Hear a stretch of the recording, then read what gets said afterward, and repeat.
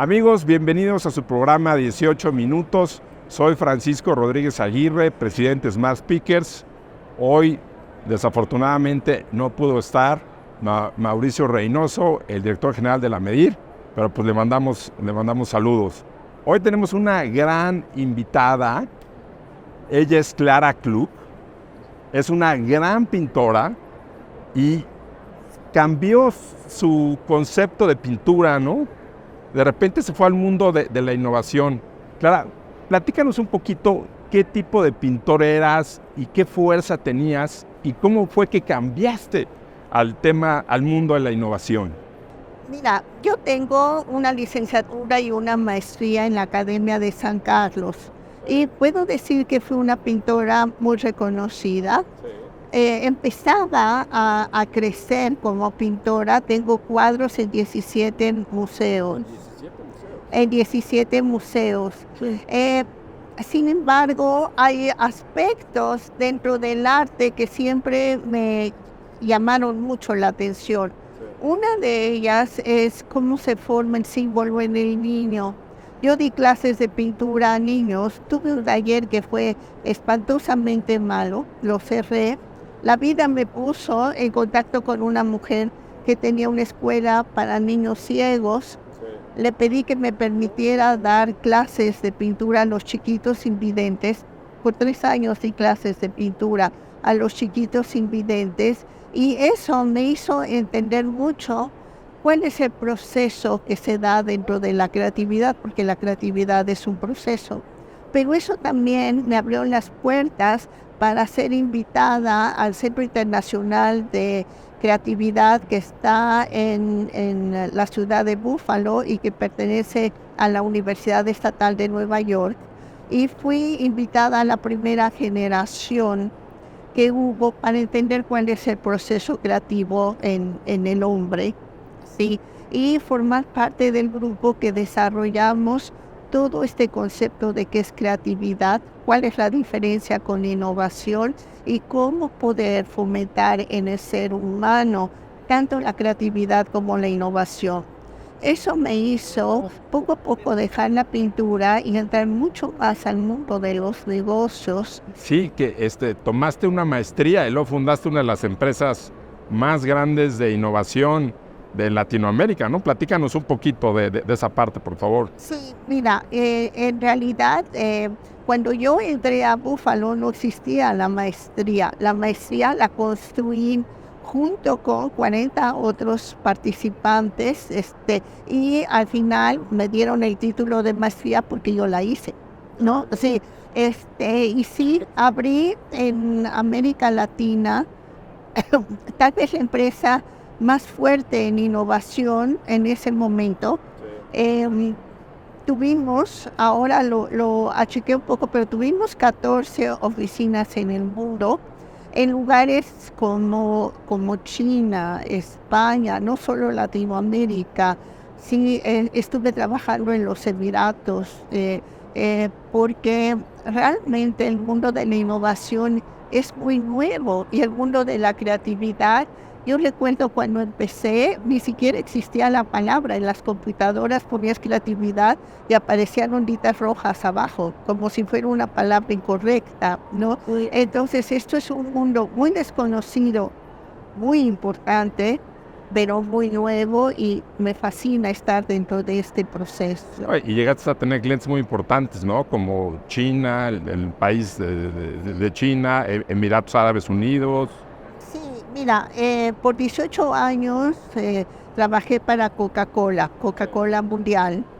Sí, en China, para el gobierno chino, especialmente en el área de desarrollo de carros con energía de hidrógeno. Con ThyssenKrupp, la empresa alemana de aceros inoxidables. Con Henkel, pegamentos, ¿sí? Entonces, siendo mexicana, y realmente pensando que iba a tener una empresa pequeñita, crecí en el mundo a convertirme en, yo creo, una persona muy reconocida dentro del mundo de la innovación. Excelente. Tú que estuviste en el mundo de la pintura, ¿cuál es la diferencia entre creatividad e innovación? Sí, esa es una pregunta muy importante. Sí, muchas veces se usan como si fuera lo mismo creatividad o innovación. En realidad, la creatividad, ¿cómo se define creatividad? Hacer algo nuevo y útil. ¿Ok? Eso es creatividad. La gran diferencia está que la creatividad es generar nuevas ideas y la materia prima de la creatividad es la imaginación. La innovación es implementar nuevas ideas en soluciones. La palabra soluciones es la diferencia. La palabra soluciones y además la materia prima es el conocimiento.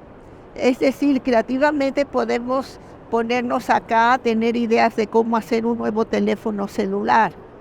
Podemos ser muy creativos en ese sentido, pero si no metes la innovación y lo desarrollas, de nada te sirvió, ¿no? Entonces se fusionan los dos entre tener las grandes ideas, pero saberlo implementar.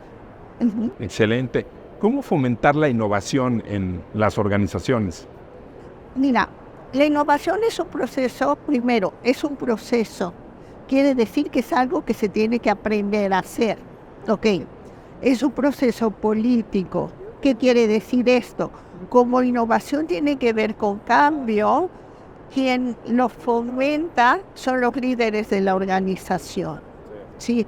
Y lo fomentan a través de la retroalimentación con la gente. Déjame darte un ejemplo. Si yo vengo y tú eres mi jefe y te digo, tengo una buenísima idea, tú pareciera que tienes dos opciones. Decirme, tu idea no me gusta, nunca más te voy a volver a dar una idea, nunca, ¿no? O decirme, déjame pensarlo. Si me dices, déjame pensarlo, ahora tú me reportas a mí, porque yo voy a llegar y te voy a decir, Francisco, ¿ya lo pensaste? Claro, sí. Cena manera, y es la que fomenta realmente la innovación dentro de la organización. Te llego con una idea y tú primero me das lo positivo de mi idea. Esta idea me gusta por esto y esto y esto. Me das el potencial. Si la llevamos a cabo, podríamos llegar a resolver esto y esto y esto.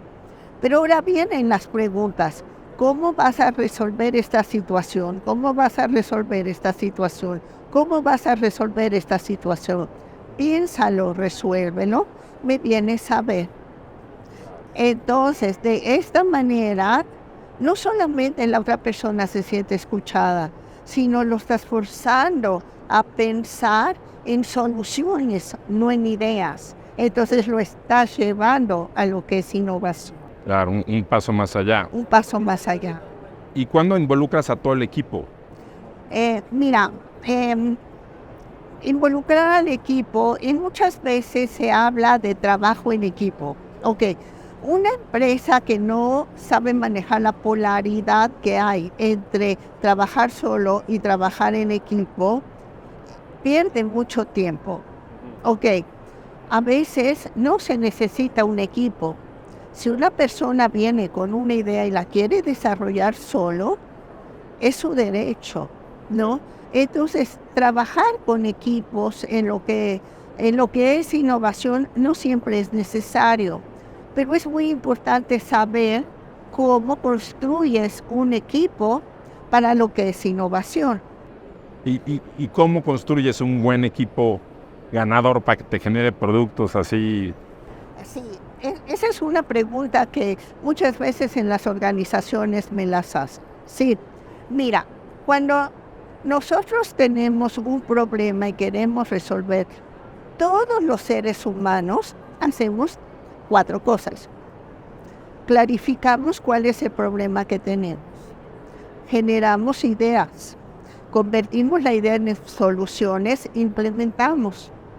Todos tenemos estas 4 maneras de trabajar, pero todos tenemos una más fuerte que otra, ¿no? Entonces, para construir un gran equipo de innovación necesitas tener clarificadores, ideadores, desarrolladores e implementadores. Son las 4 partes del equipo. Si te falta una, necesitas tener herramientas que sustituyan esa parte.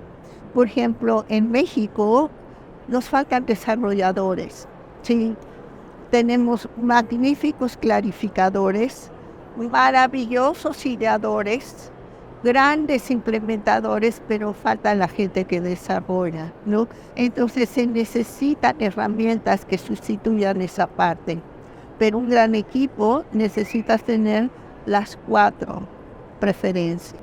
Ya, y volviendo un poco en lo que estábamos, te pregunté cómo fomentabas la innovación, pero si la quieres institucionalizar, si quieres volverte en una organización realmente innovadora, ¿cómo hacerlo?